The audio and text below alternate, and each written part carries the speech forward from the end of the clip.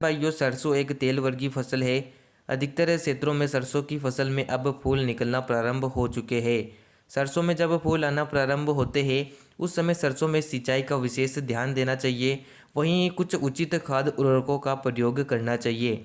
किसान भाइयों, सरसों में सिंचाई की बात करें तो आमतौर पर सरसों में 3 से 4 सिंचाई की आवश्यकता होती है।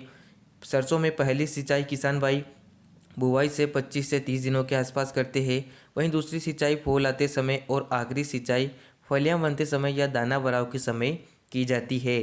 किसान भाइयों, अगर आपके खेत में फूल निकलना शुरू हो चुके हैं और मिट्टी में अभी हल्की नमी है तो आप सरसों में सिंचाई ना करें। जब आपके खेत में 30 से 40% फूल आ जाए उस समय आप सरसों में सिंचाई कर सकते हैं।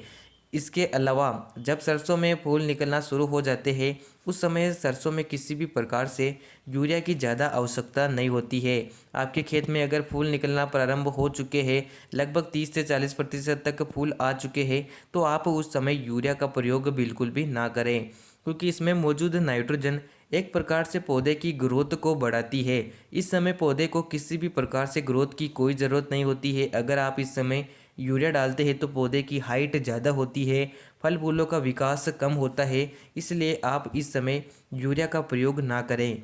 किसान भाइयों, सरसों में जब फूल निकलना शुरू हो जाते हैं उस समय आप सल्फर दानेदार का प्रयोग कर सकते हैं। किसान भाइयों, सरसों एक तेल वर्गीय फसल है और सरसों में सल्फर की बहुत ज़्यादा आवश्यकता होती है, इसलिए आप फूल निकलते समय सल्फर दानेदार का प्रयोग कर सकते हैं।